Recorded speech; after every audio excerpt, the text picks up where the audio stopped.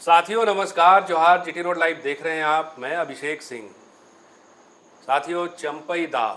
चंपई सोरेन और विधानसभा चुनाव 2024 आपको याद होगा, बड़ा ही हाई प्रोफाइल सीट बन गया था, घाटशिला का सीट। क्योंकि चंपई सोरेन के सुपुत्र बाबूलाल सोरेन ने राजनीति में पदार्पण किया था उसी सीट से। तमाम हाई प्रोफाइल लोग, बड़े बड़े राजनीति के धुरंधर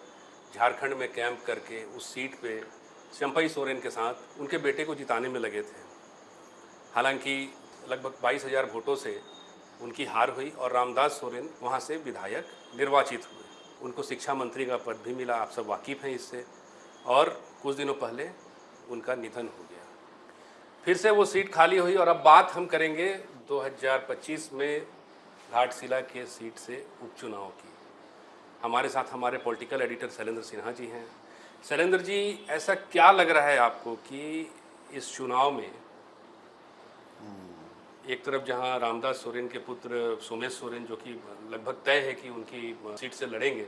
और दूसरी तरफ चंपई सोरेन भी अभी बहुत तैयारी में लगे हुए हैं, आजकल फिर से बहुत सामने बहुत एक्टिव नज़र आ रहे हैं, आप इसको किस तरह से देखते हैं? देखिए अभिषेक जी, ये तो तय है जो घाटशिला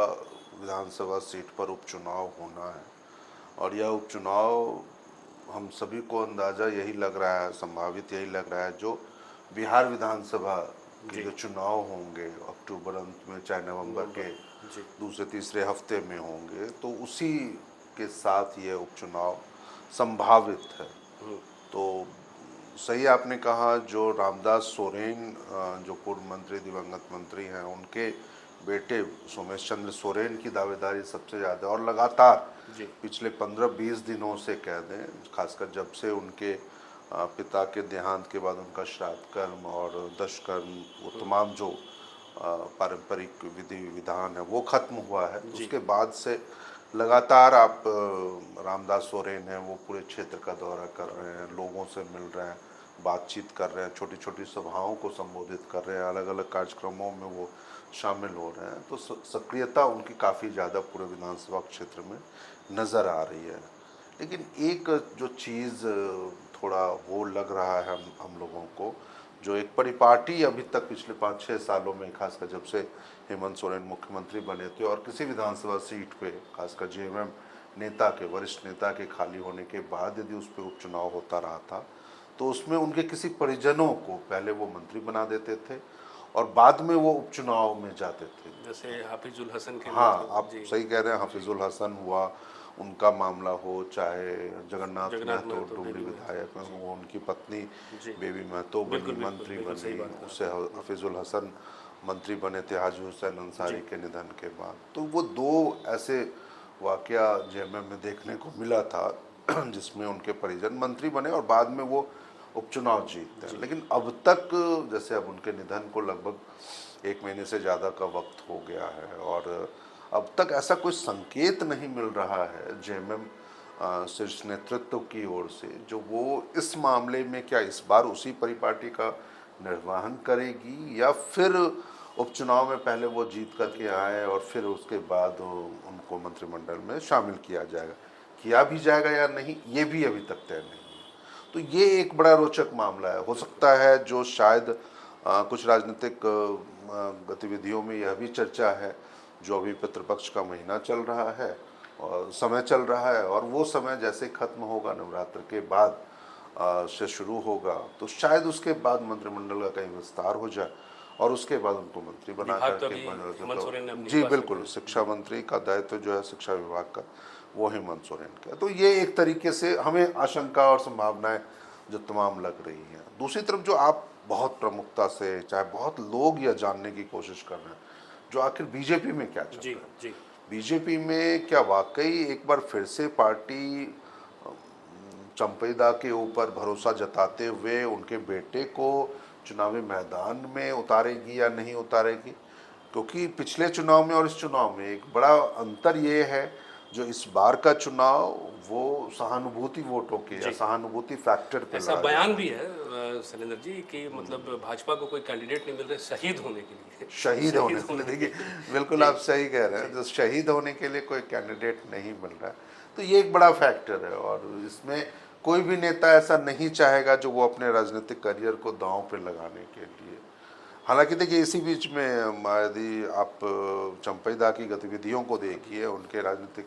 कार्यक्रमों को देखिए, तो वो लगातार उस इलाके में दौरा कर रहे हैं, घाटशिला में जा रहे हैं, सरायकेला तो उनका अपना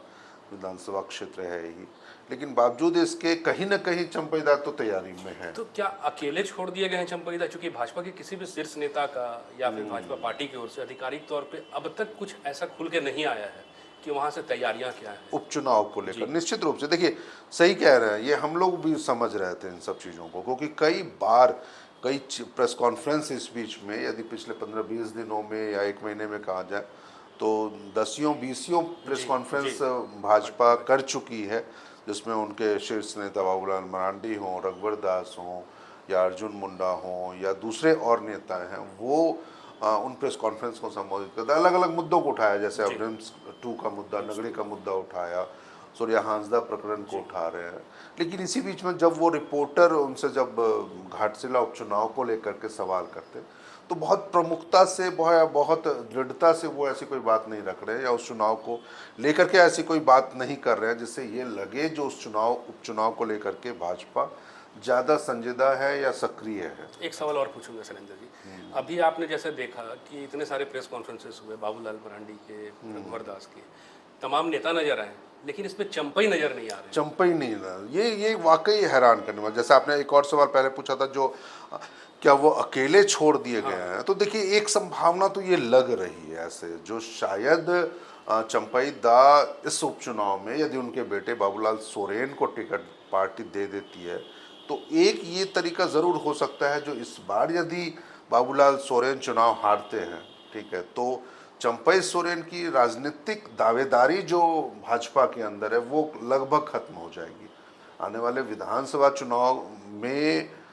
उस समय तक वो ऐसी स्थिति में शायद नहीं रहेंगे जो वो पार्टी नेतृत्व को खासकर अपनी ओर से कोई एक दबाव बना सके, क्योंकि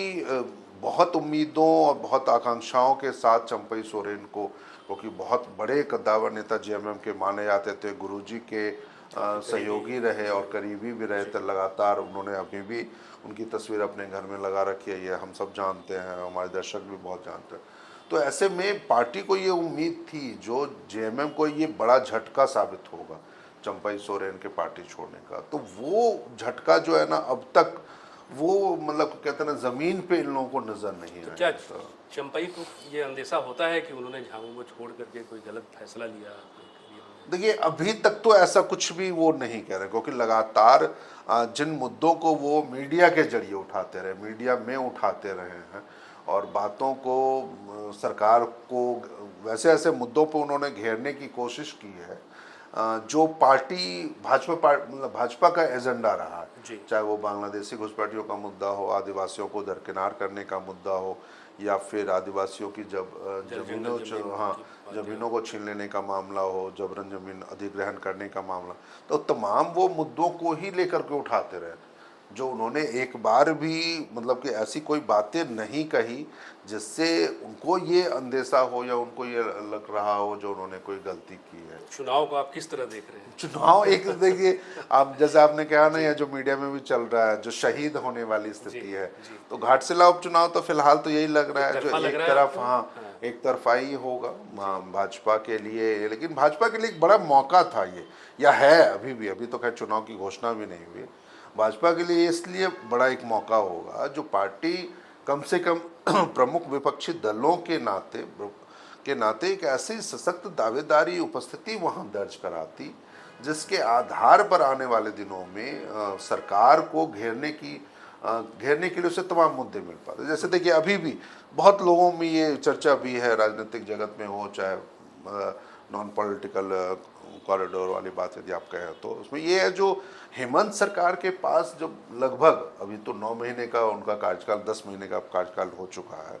तो उनके पास ऐसी कोई उपलब्धि नहीं है जिसके आधार पर इस कार्यकाल को, ये जो दूसरा लगातार कार्यकाल है, इस कार्यकाल को आप याद रख सके या उनको नेताओं के बीच में या फिर लोगों के बीच में उन चीज़ों को आप कह सके, क्योंकि 1 साल का आप कह सकते हैं ना, जो वो चीज़ों को दिखाने के लिए एक बड़ा अवसर होता है। और खासकर तब जब चर्चा देखिए अभी ये भी हो रही है, जो झारखंड में नगर निकाय चुनाव भी जल्द होने वाले हैं, हो सकते हैं, तो ऐसे में भाजपा के लिए ये दोनों ही मसले बहुत अहम होते हैं। यदि वो दृढ़ता से आने वाले घाटशिला उपचुनाव को लड़ती है या फिर चाहती है जो आने वाले